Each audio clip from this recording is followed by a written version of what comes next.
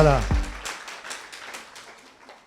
Alors, tout à l'heure, on passera un temps dans la vie de l'esprit, on va se laisser conduire. Et puis, je pensais avec le Seigneur, je me disais, si on va parler des choses de l'esprit, le Seigneur va non seulement nous remplir, mais on va déborder. C'est ça la vie de l'esprit. On n'est pas rempli, on déborde. Mais donc, qu'est-ce qu'il faut avant ? Eh bien, je vais parler de ce Dieu qui guérit les cœurs brisés. Amen. On va parler d'abord des vases, des cœurs. Beaucoup ici sont des cœurs brisés, des vases brisés. On va laisser le Seigneur nous restaurer. Et puis après, on pourra vraiment être rempli et débordé. Alléluia. Alors, ce verset, il est dans deux endroits. On commence dans le psaume 147, verset 3. C'est une réunion non-stop, hein. Donc, je ne sais pas, on se laisse conduire, mais c'est sûr que si vous avez le sanglier qui vous attend, la rougaille qui vous attend, vous pourrez rentrer. Mais voilà. Alors, on prend le psaume 147 et le verset 3.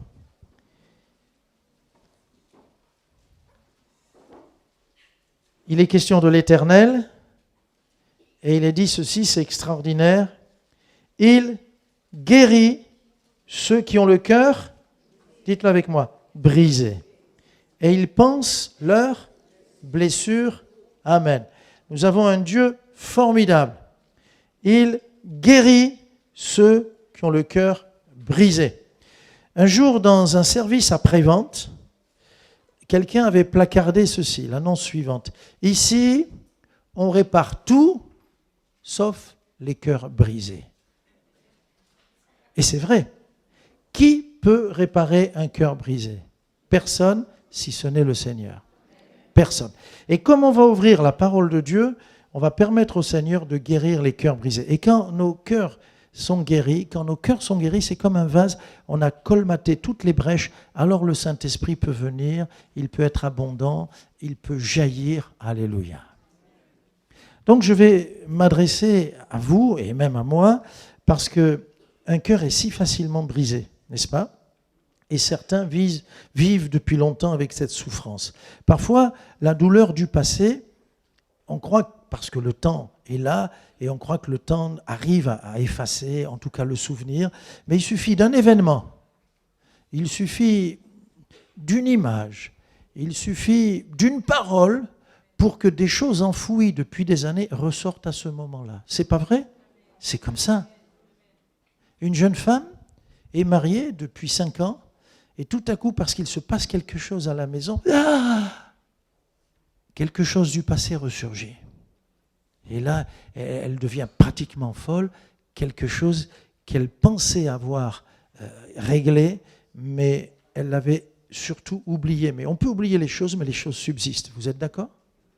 Vous savez, dans un couple, quand on met des choses au-dessus, là, bon, c'est rien, un petit truc. Oh, c'est rien, un petit truc. Un jour, on met juste une plume et tout s'écroule. Et on dit, mais à cause de ça, ils veulent divorcer, ils ont dit le mot. Tout s'écroule, mais non, le problème, il n'est pas là. Nous avons l'expression, c'est la goutte qui fait déborder le vase. Mais la goutte, c'est juste une goutte. Mais comment ce vase a-t-il été rempli ? Alors, ça peut être la douleur du passé qui réapparaît. Et ça peut être une plaie qui est là et qui fait des dégâts. En tout cas, on ne peut pas grandir dans la vie de l'esprit, on ne peut pas progresser si notre cœur n'est pas guéri. Donc, on va parler du cœur brisé.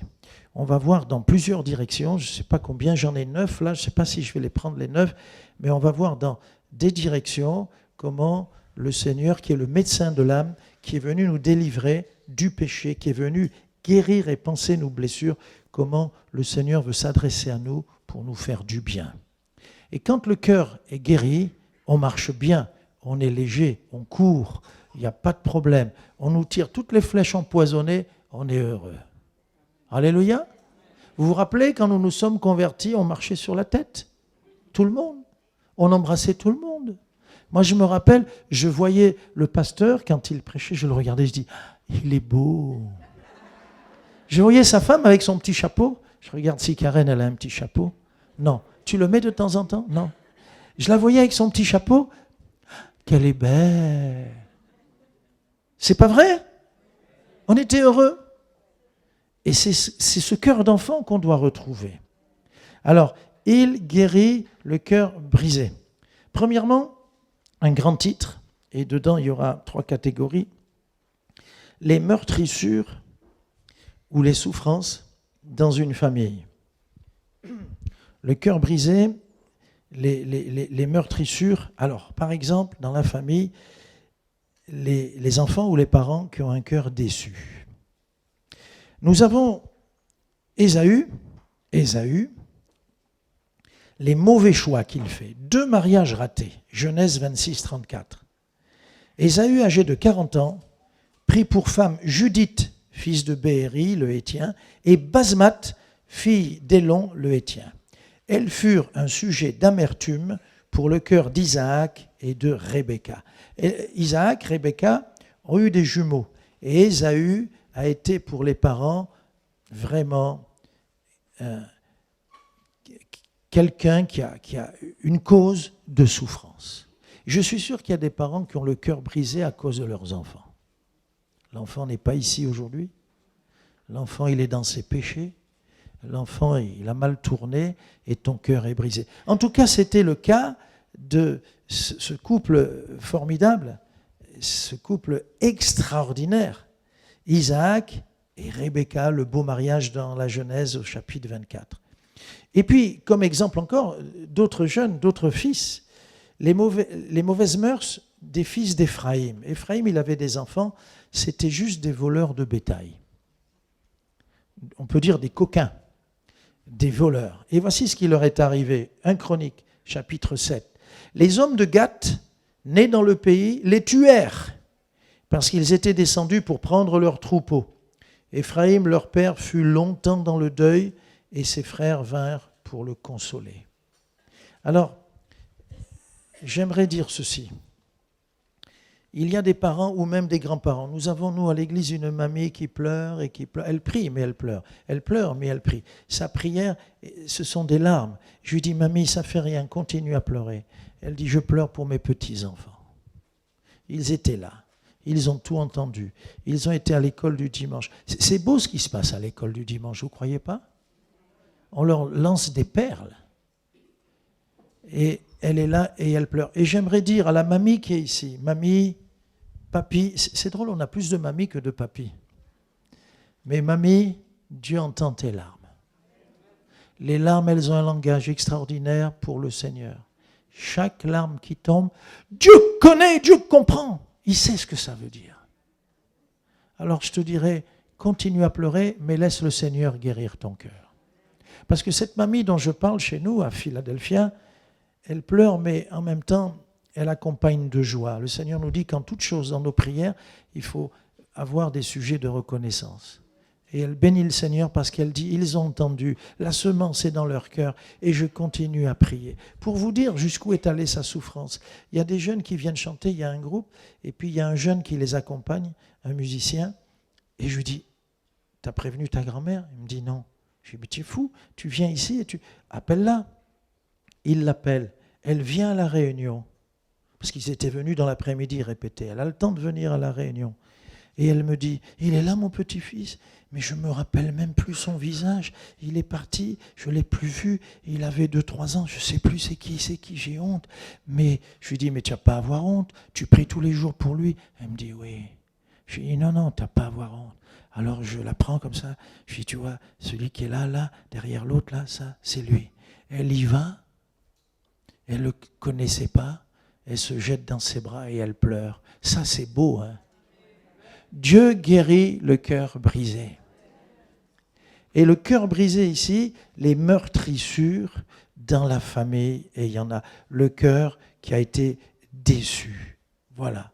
Également, dans la famille, puisque je parle dans la famille, le Seigneur guérit le cœur en morceaux.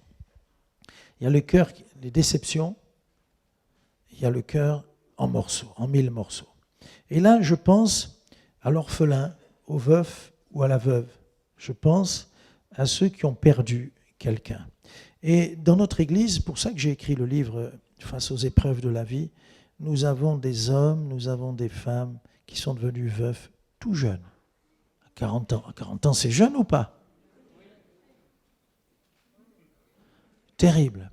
Et si vous avez le livre, vous verrez que tout de suite, dès le début du livre, une épouse, avec 2 filles, une épouse, qui me disait, je l'ai visité quelques jours avant, et elle me disait, non, j'ai pas le permis, mais lui, il a le permis, ça me suffit, j'ai pas le permis. Elle n'avait pas le permis, 45 ans son mari. Il se trouve en Haïti, il parle à l'église, le soir il dit, oh, j'ai mal, une fièvre terrible, le lendemain matin il est mort, c'est le lundi il est mort. Et cette sœur, elle a eu un cœur en morceaux, cassé, elle s'y attendait pas. Ça vient vite. Mais en plus, son problème, Émilie, son problème, jeune mari, 45 ans, ses filles à s'occuper, plus de permis, plus, elle sera entièrement dépendante. En plus, sa famille là-bas la rejette parce qu'il prétexte qu'elle a empoisonné son mari. La mort est violente, c'est pas normal, tu l'as empoisonné. Et pendant 6 ans, elle était vraiment le cœur en morceaux. Elle venait vers moi. À tous les cultes, elle s'assit toujours au 2e rang. Peut-être c'est pour écouter les conversations des pasteurs qui sont au 1er rang en bas. Non, je blague. Mais vous comprenez, elle était juste là. Et à chaque fois, je la prenais dans mes bras. Je dis, alors Émilie, ils ne veulent pas, j'ai essayé, ils raccrochent. Pasteur, ils m'ont accusé, ils m'ont insulté. Je ne te dis pas, non, ne me dis pas. Mais je prie pour eux. Écoutez, ça a duré, son cœur en morceaux, ça a duré 6 ans. Non seulement elle perd son mari, mais elle perd toute la famille. Et ce jour-là, 6 ans plus tard, elle arrive au culte, à son visage, je vois qu'il y avait eu un miracle. Elle me prend, pasteur, et elle me prend dans ses bras, et elle me serre. J'ai failli mourir ce jour-là. Elle me serre. Vous voyez les mamas d'Haïti, vous voyez un peu? Dieu est bon. Ce jour-là, ça valait plus que les 6 années de souffrance. Ce jour-là, elle s'en rappelle encore de ce jour-là. Ce jour-là. Et ça a été formidable. Alors, j'aimerais te dire, toi qui as perdu quelqu'un, parfois c'est un enfant, un de nos collègues dans l'équipe, nous sommes plusieurs pasteurs, un des pasteurs a perdu sa petite, 2 ans. C'est pas beau? 2 ans? Oui. Mais c'est triste et c'est moche perdre un enfant de 2 ans. Alors les questions viennent, mais pourquoi Seigneur? Elle aurait pu ne pas naître, mais pourquoi tu nous l'as laissé 2 ans? On s'est attaché à elle, on a pris du temps. Pourquoi tout ça? Il y a tous les pourquoi, il y a tous les comment. Mais ce que je dis, il guérit le cœur brisé, alléluia. Alors je ne sais pas si tu es encore, comme on dit, tu n'as pas fait ton deuil, tu n'as pas terminé ton deuil, ça c'est les expressions des hommes, mais ce que je dis, c'est que le Seigneur sèche les larmes. Il y a un temps pour pleurer, mais il y a un temps pour s'arrêter de pleurer et se relever. Et pour vivre. Commence à vivre pour ceux qui sont autour de toi. Commence à vivre parce qu'ils te diront, maman, c'est bien, il fallait pleurer et tout, mais nous, on est là, on existe, maman, maintenant, vis pour nous. Et ils ont raison s'ils vous disent ça. C'est pareil, si tu as perdu des parents, le Seigneur vient et il guérit, alléluia. Alors, il y a là, dans la Bible, parce que je veux rester biblique, il y a là un roi formidable.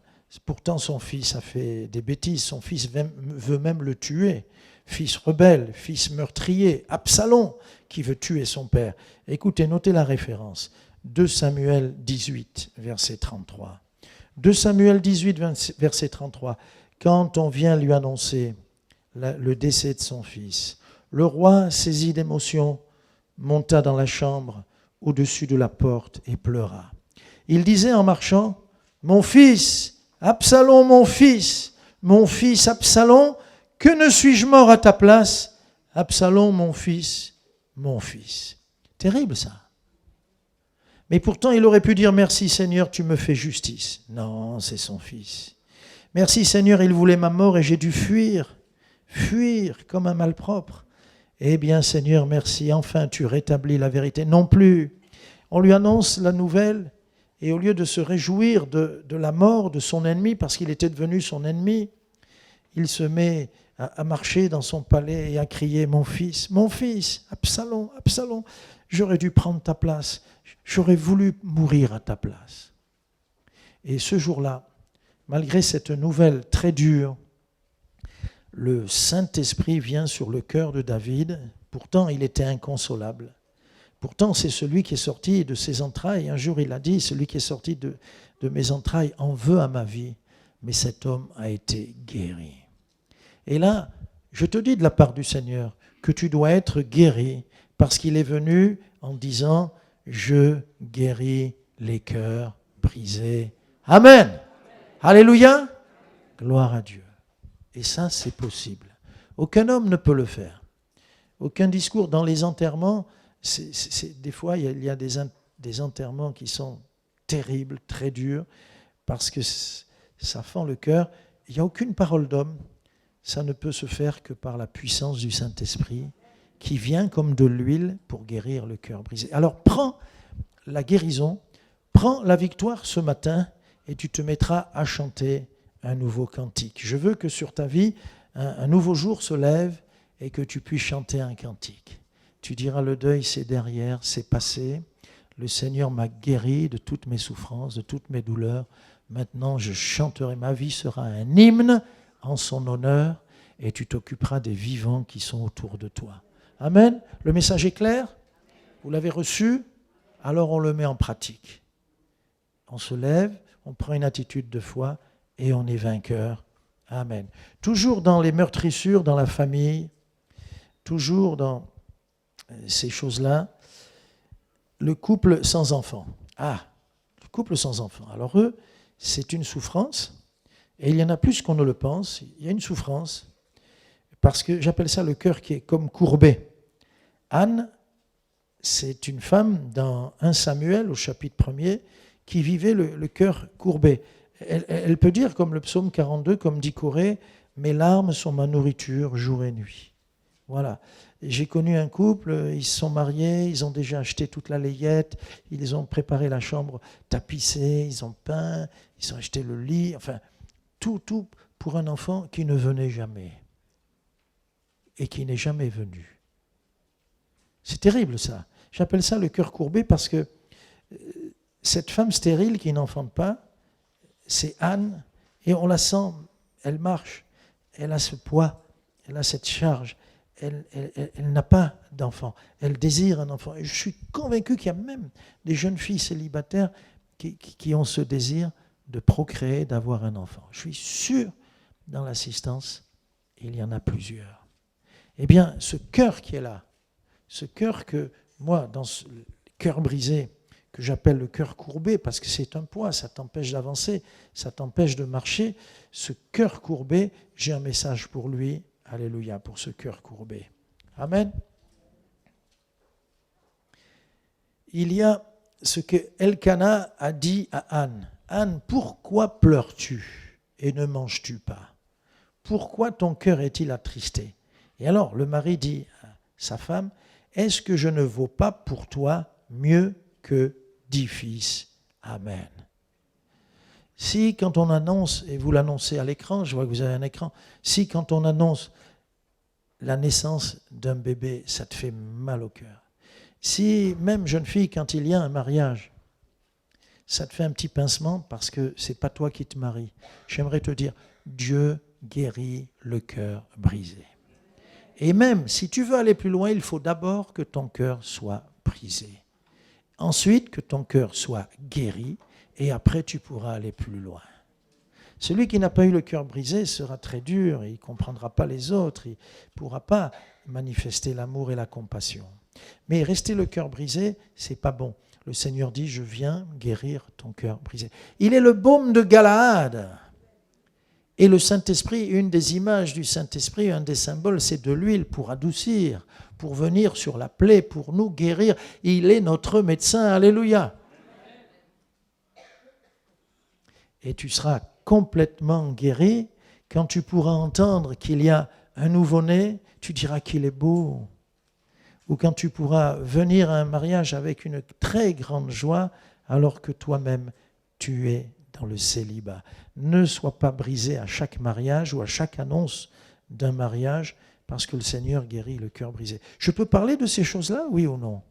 Ce sont des réalités, oui ou non? Elles sont là, ces choses. Et elles sont dans votre cœur. Mais Dieu nous console de toutes nos peines. Alléluia.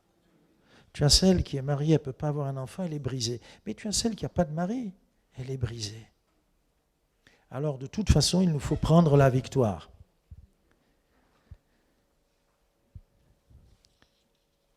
Alors maintenant, le dysfonctionnement dans les foyers. Ah, il faut en parler. J'appelle ça des déchirures. L'épouse ou l'époux délaissé, le cœur abandonné. Voilà encore un quatrième aspect, une quatrième description. J'appelle ça le cœur abandonné. L'épouse délaissée. Je dis l'épouse. Dans notre assemblée, nous avons 2 jeunes époux qui ont été délaissés et abandonnés. 3. Alors qu'elles étaient au milieu de nous, ces sœurs, alors qu'elles priaient, qu'est-ce qu'il s'est passé? Qu'importe. Mais nous avons là 3 hommes brisés. Et ce qui est formidable, c'est que je les ai vus, j'en ai vu un et j'ai parlé avec lui mardi dernier, et il me dit, tu te rends compte? Elle m'a mis dehors. Bon, elle a été gentille. Elle m'a dit, je te laisse dans le salon, avec 3 enfants, hein. Je te laisse dans le salon le temps que tu trouves un appartement. C'est sympa, hein?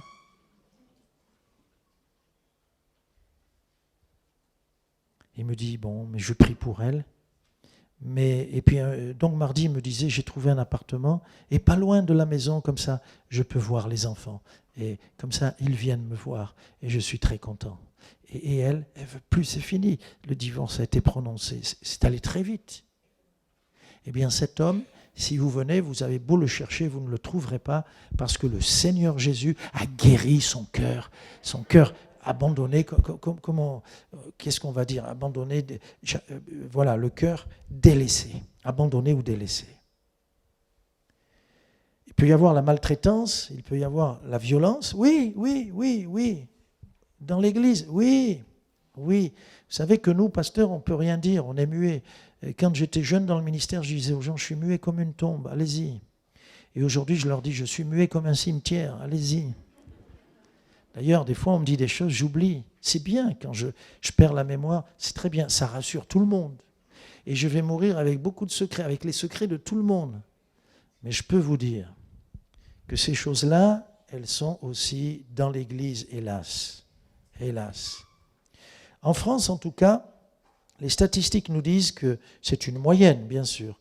Les femmes sont battues, mais qu'une femme battue meurt tous les 3 jours. Vous imaginez toute cette souffrance, tous ces cœurs brisés qu'il y a. Vous vous promenez, vous allez faire les courses, vous avez des voisins dans l'immeuble. Forcément, vous rencontrez des gens dont le cœur est brisé. Alors, le Seigneur reconstruit ces frères dont je parlais, mais il y a aussi des sœurs qui ont été abandonnées. Le Seigneur reconstruit le cœur abandonné. Alléluia. Également, les enfants qui souffrent, j'appelle ça le cœur déchiré, qui souffrent, on les appelle la génération du divorce. Le divorce, même à l'amiable, c'est une déchirure. Parce que le gamin, il veut son papa et sa maman. Et les histoires d'adultes, il n'en a rien à faire. Et il a raison. Et un gamin a besoin de son père et de sa mère. Moi, j'ai grandi, on ne connaissait pas le Seigneur. Mon père, des fois, était très injuste avec moi. C'était un païen, alors, mais il était aussi il y avait un mélange, il était bon, c'est comme ça, on est tous comme ça. Notre nature, elle a de bonnes choses et elle a de mauvaises choses. Mais jamais j'aurais voulu être séparé ou qu'on me sépare, ou que mon père s'éloigne. J'ai toujours voulu avoir mon papa et j'ai eu ce bonheur de grandir avec mon papa et ma maman. Alléluia. Et puis quand ça a chauffé, je suis devenu ado, je m'accrochais avec mon père, je voulais me battre avec mon père. Un jour, j'ai voulu, mais bon, dans ma tête, je n'ai rien dit, parce que mon père, il est haut comme ça, il travaillait à l'anti-gang, commissaire à l'anti-gang, on l'appelait Brutus à l'anti-gang. J'ai des petites mains, il avait 2 fois mes mains. Moi, j'étais entre mon père et ma mère, un Corse, petit Espagnol, il y avait le sang chaud à la maison. Moi, j'avais du sang chaud espagnol, du sang chaud corse, et je suis pied noir. Pied noir, c'est sang chaud. Voilà. Et heureusement, je me suis converti. Et je ne me suis jamais battu avec mon père, je suis allé lui demander pardon. Ouf, il m'aurait massacré. Ça, c'est pour la petite histoire. Mais ça existe, ça. Les enfants en colère, le cœur déchiré, parce que leurs parents se séparent, une plaie a été ouverte. Il y a des gens qui nous disent, à 40 ans, à 50 ans, ils souffrent encore du divorce de leurs parents. Alors nous, enfants de Dieu, le divorce, qu'est-ce qu'on peut faire? C'est facile, tu vas à genoux. C'est comme ça qu'on règle un divorce, non? À genoux. D'accord, il a fait ça et ça et ça. Et toi? Tu es parfait? Ah ben moi j'ai fait... Ah voilà, vas-y, continue. Ah, voilà. Alors nous, quand on s'occupe d'un couple qui a commencé la guerre, on leur dit non, on n'est pas des arbitres. Parce que je me souviens une fois, ouais, toi... Je dis, attends ma soeur, tu dis ça, c'est vrai? Je dis à son mari, réponds-moi oui ou non, c'est tout. Oui. Ah, mais c'était quand? 7 ans. 7 ans en arrière. Je dis 7 ans, et alors là, il ajoute, mais en plus, je lui ai demandé pardon. Il t'a demandé pardon, et il y a 7 ans, mais tu n'as pas le droit de parler. Tu ne peux pas citer les choses qu'on te pardonne sont effacées. Oui, mais, ah non, c'est oui ou c'est non. Vous voyez un peu jusqu'où on peut aller. Alors, le Seigneur, s'il y a des enfants qui souffrent, s'il y a des enfants qui sont brisés, il va restaurer ta vie. Il va vraiment... Et on peut être enfant à 40 ans, à 50 ans. Le Seigneur va passer du baume ce matin. Et il va te guérir de ce passé. Et ce qu'il efface, ça n'existe plus. Ça n'existe plus. Il veut te refaire à neuf. Avec un cœur nouveau, guéri de toutes tes blessures, y compris ce que tu as vu et entendu à la maison, cette guerre qui était là. Une jeune femme qui a aujourd'hui 40 ans, elle me disait il y a quelques années, quand elle en avait 34, 35, me disait quand mes parents, ça a explosé, mon frère et moi, on rentrait chacun dans notre chambre, moi je pleurais, je tapais du poing, mais mon frère, lui, il se tapait la tête contre le mur. Je dis, façon de parler, elle me dit non! Il se tapait la tête contre le mur. Et à cause de ça, on a souffert. Et c'est pour ça qu'on s'est marié. Et à notre tour, on a divorcé. Parce qu'on n'a pas réglé cette souffrance. Je lui dis, il est temps de régler la souffrance. Sinon, si tu gardes ce cœur brisé, à ton tour, tu reproduiras ce que tes yeux ont vu et ce que tes oreilles ont entendu. C'est pas vrai ? Toujours dans les déchirures, dans le dysfonctionnement d'un foyer ou d'un couple, alors là, je vais te parler de quelque chose d'incroyable. Pour comprendre, j'étais dans un congrès de jeunes et quand je fais l'appel, il y a à peu près 500 jeunes. Et quand je fais l'appel, il y a 50 jeunes qui sont là, 50 devant, et je suis très étonné, sur les 50, je vois 10 garçons. Très étonné, vous allez comprendre pourquoi. 10 garçons, 40 filles, à peu près. Je suis très étonné. Je parlais et je faisais l'appel pour une guérison intérieure à tous ceux dont on avait abusé. Des gars, des garçons étaient là.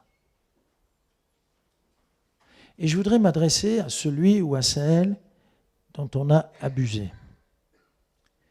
On pense souvent que on pense toujours, moi je pense toujours que c'est une femme, une jeune fille, mais il y a aussi des garçons. Et là, je ne sais pas pour les femmes, mais moi pour un gars, je serais atteint jusqu'au tréfonds de mon être. Tu n'es plus homme, tu es plus viril, tu n'es plus rien du tout. Ça doit être terrible parce que moi j'imagine en tant qu'homme, tu n'existes plus. Et c'est pour ça que dans les cœurs brisés, j'ai tenu à mettre ce cœur d'enfants qui ont des graves séquelles jusqu'à la racine de leur être. J'appelle ça le cœur piétiné. C'est quoi un enfant ? Un enfant, c'est un magnifique jardin. C'est comme au début de la création. Dieu n'a pas placé l'homme et la femme à Paris, dans le béton, dans le verre, dans l'acier. Il les place dans un jardin. Mais qu'est-ce qui s'est passé ? Le jardin était piétiné. Pas vrai ? Et je m'adresse à celui ou celle dont le cœur a été piétiné par un adulte véreux, par un tonton, par... Je ne sais. Toi, tu le sais. Et c'est là, et tu crois que, parce que le temps a passé, tu crois que c'est réglé. Je suis convaincu que ce n'est pas réglé et qu'il faut que tu sois guéri ce matin. Ça atteint ta personnalité, c'est une souffrance. Ton innocence, ta pureté t'ont été arrachées. On peut même dire ton enfance t'a été volée. Et même ça produit la culpabilité, un manque d'assurance. Ça peut donner l'incapacité à pardonner. C'est terrible, parce qu'on a beaucoup de mal à pardonner. C'est une meurtrissure, c'est une blessure terrible, un cœur piétiné. Alors tu souffres en secret, personne ne le sait, mais j'aimerais te dire, Dieu, lui, le voit. Il te restructure, il va te dire, je te soigne, je te guéris, et il va te dire, tu redeviens normal. Tu es normal. Tu es normal. Tu es normal. Tu es capable de te marier, d'être normal. Jeune homme, jeune fille. Alléluia.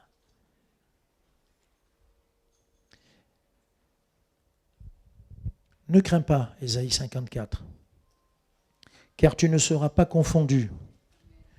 Ne rougis pas, car tu ne seras pas déshonoré. Et voilà, c'est la fin du verset, Ésaïe 54, verset 4, la fin du verset 4, et c'est prophétique. Mais tu oublieras la honte de ta jeunesse. Mais tu oublieras la honte de ta jeunesse. Alléluia. Voilà, je voudrais terminer par un autre chapitre avec aussi trois flashs, 3 descriptions de cœurs brisés que le Seigneur veut guérir. Le rejet, les blessures du rejet. D'abord, les injustices ou les critiques de notre entourage. La mise à l'écart. J'ai connu un jeune homme qui a souffert pendant des années. Il avait un nez, on va dire, à la grecque. Vous voyez, comme ça. Un nez aquilin, à la grecque. Vous voyez comment je fais, hein? Un nez à la grecque. Chez les Grecs, c'était signe de beauté. Comme quoi. Ici, la jeune fille qui passe entre une affiche et le mur sans décoller l'affiche, on dit « Ah, elle est belle, il faut qu'elle pèse 35 kilos, etc. » Dans certains pays, c'est le contraire. Vous voyez, c'est de la bêtise. Mais lui, on l'appelait, à cause de son nez, on l'appelait Concorde. C'est amusant. Bien. Et il m'a dit « Tu ne pouvais pas savoir combien j'étais brisé. J'étais bloqué. Je ne pouvais rien faire dans la vie. Je me sentais comme si c'était un gros handicap. J'avais l'impression que quand les gens me regardaient, ils ne voyaient que mon nez. Bon, c'est vrai qu'il avait un nez, mais pas si grand que ça, pas si gros que ça. Alors, j'aimerais m'adresser à ceux qui souffrent de critiques ou d'injustice. Des fois, c'est dans le groupe. Les ados sont très durs, les enfants sont très durs à l'école, mais c'est au boulot. Ou parfois, c'est des paroles qu'un homme peut prononcer à sa femme. On affuble quelqu'un d'un mot qui lui correspond ou pas, qu'importe. Cette mise à l'écart, et ça fait qu'on est cassé par des paroles ou par des attitudes à notre égard. Je me trompe ? Vos enfants sont peut-être venus de l'école en pleurant.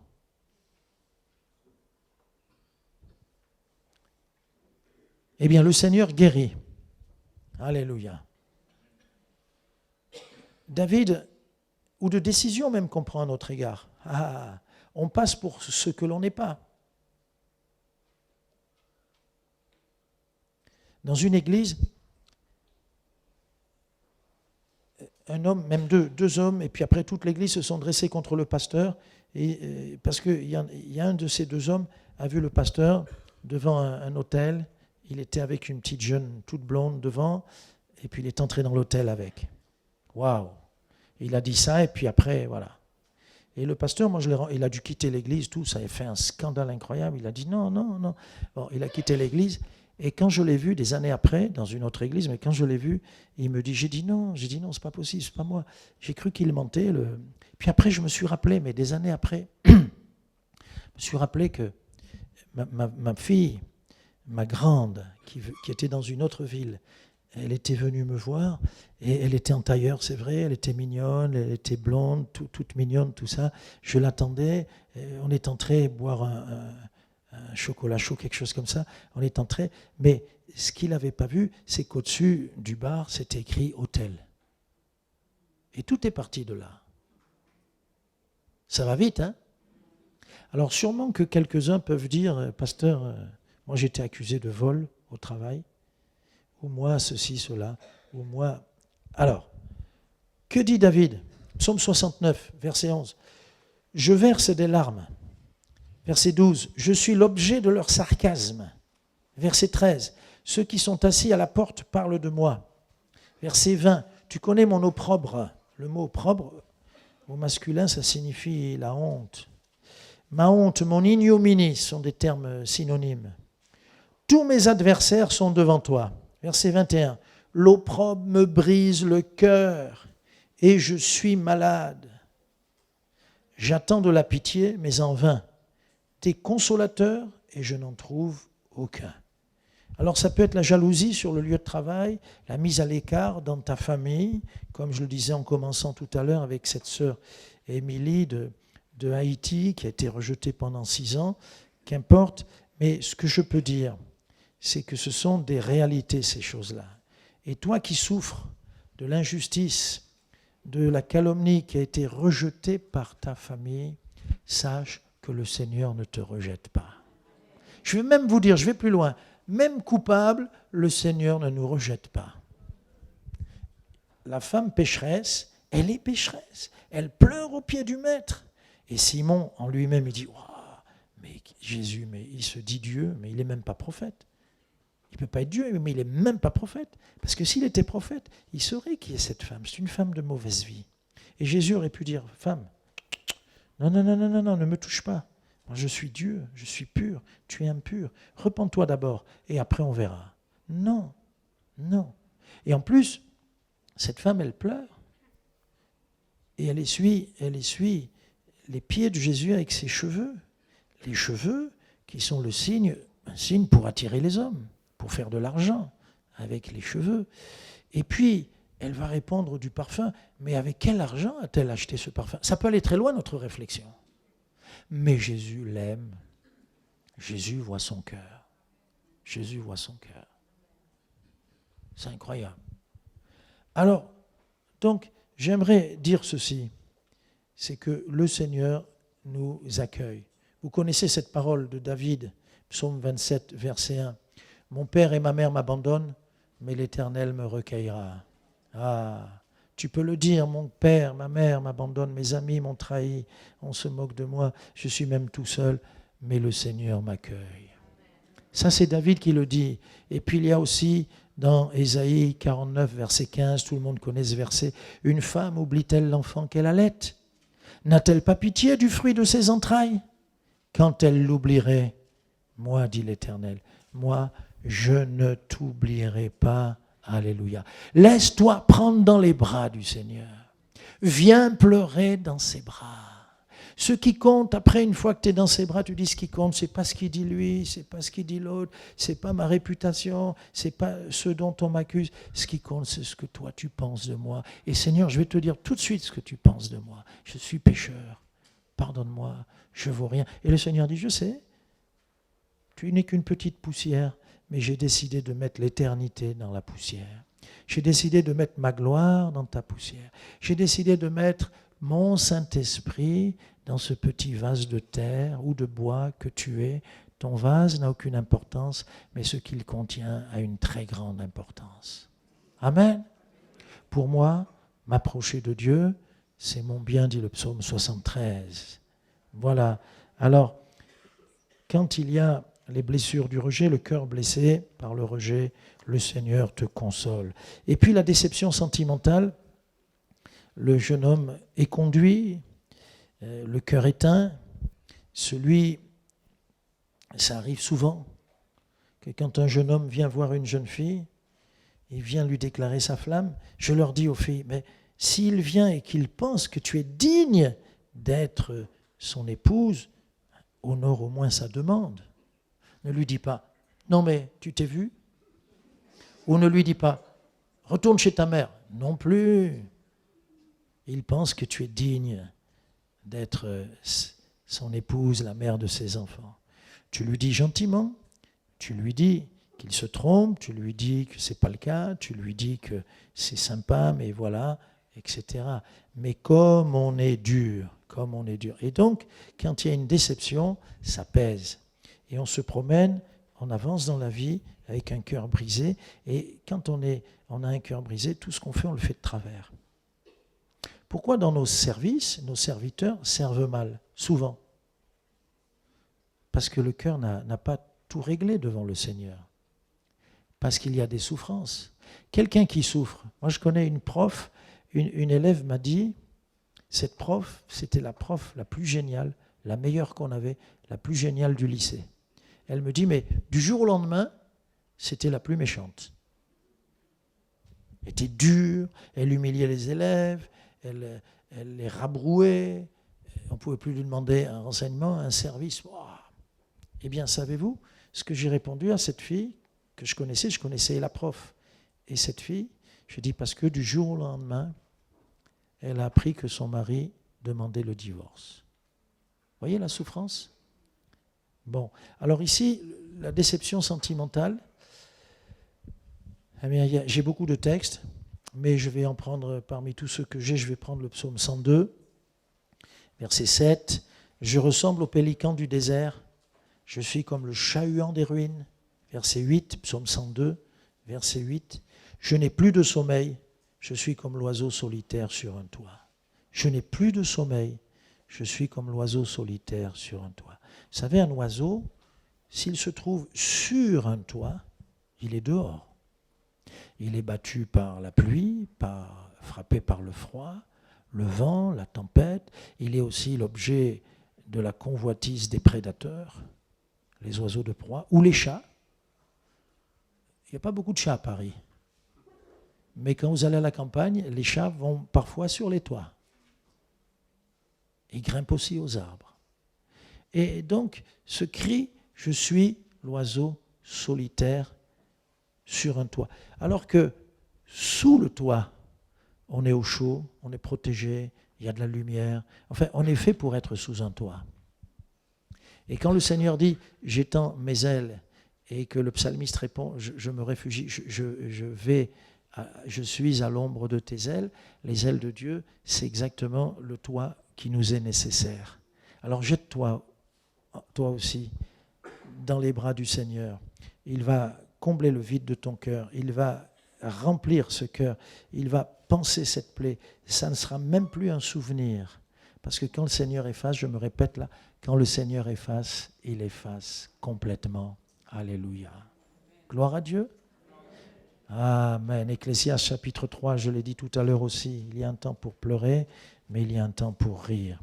Et puis dans cette troisième série de cœur, donc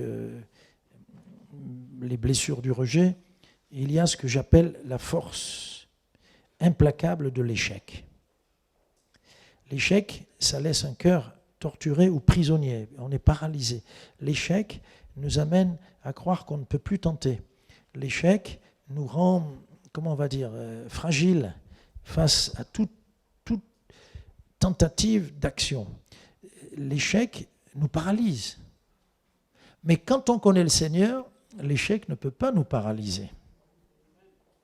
C'était Edison, je crois que c'est Edison qui disait à son assistant, il dit, on a raté encore une fois, mais bon, ça ne marchera pas. Il dit, non. Ce n'est pas un échec, on n'a pas raté, ce sont des tentatives du succès. Alors on va faire encore une autre tentative du succès. Et nous avons un Dieu qui nous remet debout et qui nous dit recommence. Amen.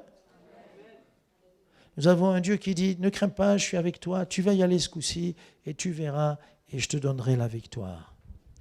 Et donc la force implacable de l'échec qui veut nous torturer ou nous rendre prisonniers, le Seigneur dit non. D'ailleurs, tout homme a droit à l'échec, mais bien sûr, c'est normal.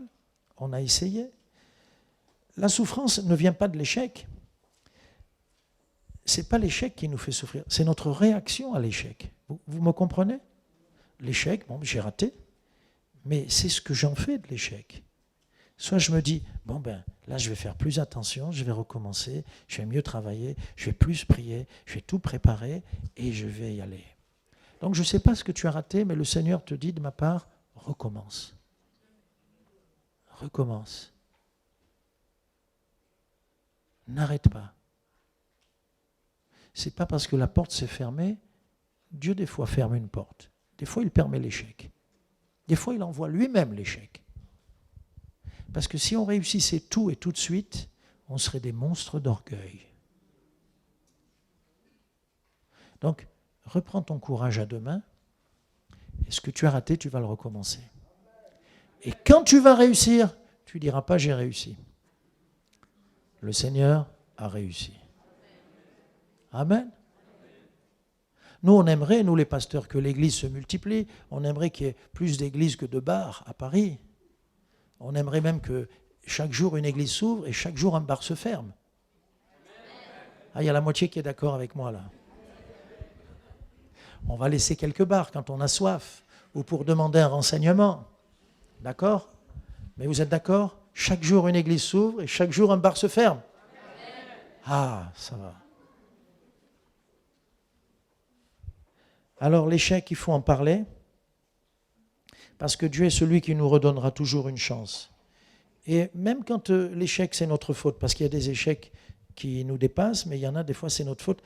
J'aime bien ce psaume 130, verset 3. Le verset 3, psaume 130.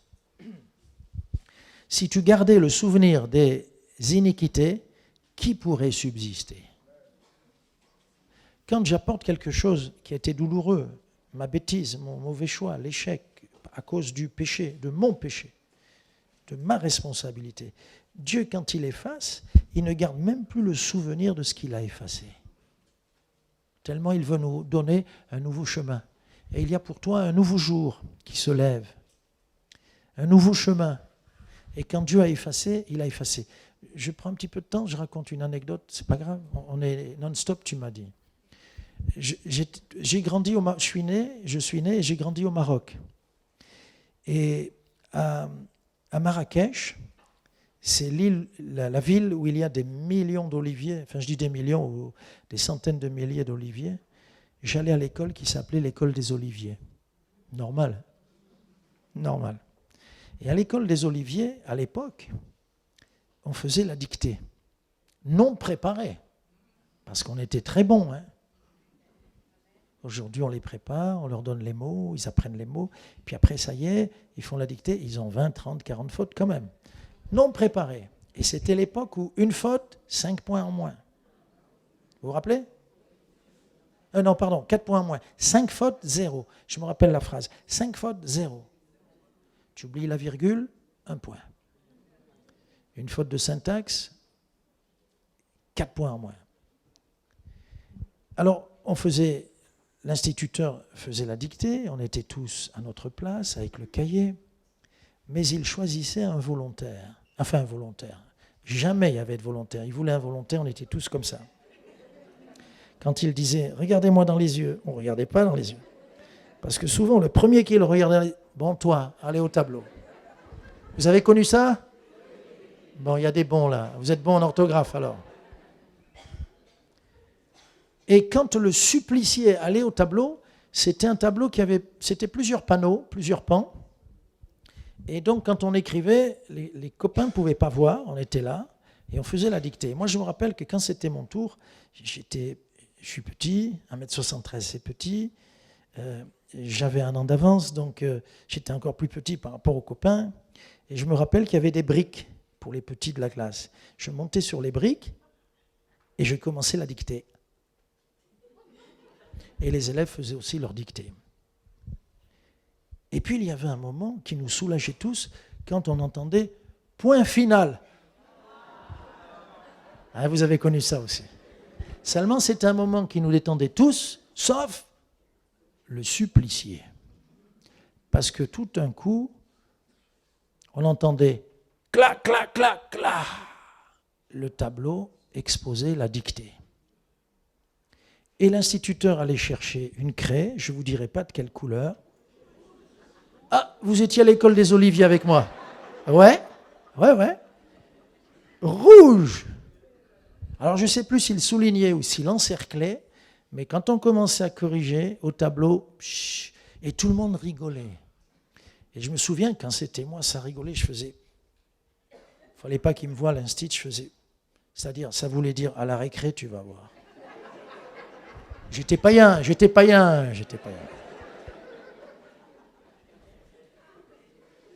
Pasteur, tu me pardonnes? J'étais païen.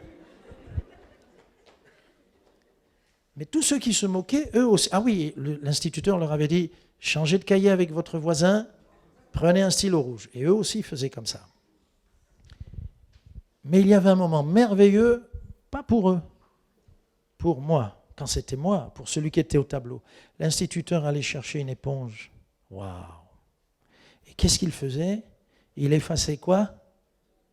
Pas la dictée, on s'en fichait de la dictée. Il effaçait nos fautes. Et c'était tellement bien effacé que ça n'existait plus. Mais à la récré, j'arrachais le cahier des copains, je l'ouvrais, je dis et je lui montrais tout le rouge qu'il y avait. Mais moi, mes fautes, il n'y en avait plus. Vous comprenez? Jésus, il est plus grand que l'instituteur que j'avais à l'école des Oliviers à Marrakech. Jésus, quand il efface, ça n'existe plus.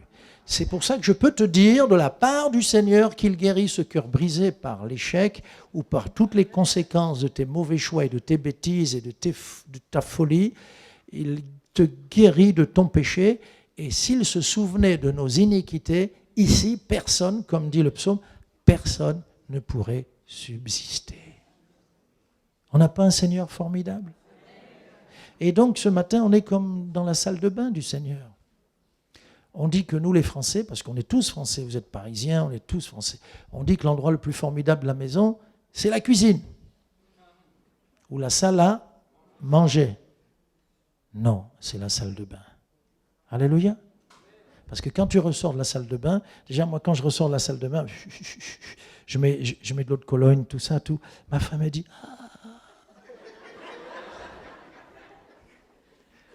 pas vrai? Vous me faites penser à ces ados. J'ai fait 23 ans de camp d'ados, c'est pour ça que je suis un peu déformé. Mais les ados, un jour on leur a dit non, les ados, c'est pas interdit de se laver les pieds quand même, c'est pas interdit dans le camp. Vous pouvez. Et comme ils nous ont pas écoutés, après j'ai dit bon les filles, il y a distribution de pince à linge. Ils se lavaient pas, les ados. Bon. Alors nous, enfants de Dieu, pourquoi je vais dans la salle de bain du Seigneur? Pourquoi je vais dans sa présence? Pourquoi? Parce que là, il va guérir mon cœur de ses bêtises, de ses folies, de son péché, des conséquences du péché. Et là, j'ai parlé de l'échec, tous nos échecs. Et qui n'en a pas? Qui n'en a pas? Et alors après, il nous redonne une chance, il nous conduit vers de nouvelles victoires. Et j'entends cette parole, je vous la cite, Deutéronome 31:8. Deutéronome 31:8. L'Éternel marchera lui-même devant toi, il sera lui-même avec toi, et il ne te délaissera pas, il ne t'abandonnera pas, ne crains pas et ne t'effraie pas. Amen. Voilà, j'ai fini, mais quand même, lecture dans Luc, parole de Jésus. Jésus reprend à son compte ce verset. Formidable. Jésus reprend à son compte. Luc, chapitre 4, verset 18. Luc 4, 18. Il reprend le verset du psaume 147. Voici ce que dit Jésus quand il se trouve à Nazareth. Il prend le rouleau, c'est un parchemin, il le tire, il prend, et il va dans le texte. Et il dit, « L'Esprit du Seigneur est sur moi parce qu'il m'a oint pour annoncer une bonne nouvelle aux pauvres. » Et écoutez la suite. Il m'a envoyé pour guérir ceux qui ont le cœur brisé. Il m'a envoyé pour guérir ceux qui ont le cœur brisé. Et au verset 21, Jésus dit à Nazareth, mais nous on est à Paris, et c'est maintenant aussi que ça prend place. il commença à leur dire, verset 21, « Aujourd'hui, cette parole de l'Écriture que vous venez d'entendre est accomplie. Amen. » Alors, meurtrissure, déchirure, blessure, c'est ça ton cœur brisé. Ne retiens pas tes larmes, ne retiens pas tes cris, qu'importe. Mais je te dis de la part du Seigneur, aujourd'hui, le moment est venu. Jésus guérit ton cœur brisé. On va laisser le Seigneur s'emparer de nous. On va laisser le Seigneur nous toucher. On va venir sur le devant. On ne saura pas et on ne veut pas savoir. On veut pas savoir. Parce qu'il y aura ici quelqu'un qui pleure parce qu'on lui a fait du mal, un autre qui pleure parce qu'il a fait du mal, un autre qui pleure pour sa repentance, un autre qui pleure à cause de son passé, son enfance, un autre qui pleure parce qu'il est abandonné ou parce qu'il y a eu le mot qui a été prononcé, ce mot terrible de divorce, un autre qui pleure à cause de sa solitude, qu'importe, mais je vais faire un appel par la grâce de Dieu et nous allons être comme des gamins, nous allons être tout simples, mais je te le dis de la part du Seigneur, le temps de ta guérison est venu. Le temps de ta guérison est venu. Laisse Dieu guérir ton cœur, laisse-le te consoler de toutes tes peines. Tu imagines quand Jésus a fait cela, il s'est assis et il a dit c'est maintenant, c'est maintenant. Eh bien, il y a pour toi une grande victoire, c'est maintenant. Il sèche tes larmes, il guérit ton cœur, il te transforme, tu vas repartir et commencer un nouveau chemin dans la vie parce qu'il a dit et il le fait, il est celui qui peut le dire, je guéris ton cœur brisé. Amen. On se recueille s'il vous plaît. Alléluia. Seigneur, aide-nous maintenant les uns et les autres à être vrais, à laisser parler notre âme, à ne rien cacher. Parfois, nous sommes durs avec nous-mêmes pour ne rien laisser transpirer, ne rien laisser sortir. Mais là, il est question d'être dans ta présence. Ton Saint-Esprit agit. Tu veux guérir, tu veux délivrer. Tu as mis le poing sur quelque chose, le doigt sur quelque chose, tu as appuyé. Non pas pour accuser, au contraire, non pas pour culpabiliser, mais pour nous guérir. Tu veux guérir ce matin dans ce lieu. Tu as cité tel ou tel cas parce qu'il y a quelqu'un qui se trouve dans tel ou tel cas. Seigneur, maintenant, par la puissance du Saint-Esprit, agis au milieu de nous pour guérir. Qu'il y ait un temps de restauration, un temps d'amour, un temps où on te laisse libre de venir dans tout notre être, de sonder tout notre être, de la tête aux pieds. Merci. Ce sont des victoires que le Saint-Esprit nous accorde parce que nous avons besoin de guérison intérieure. Amen. Alléluia. Voilà, on reste recueillis.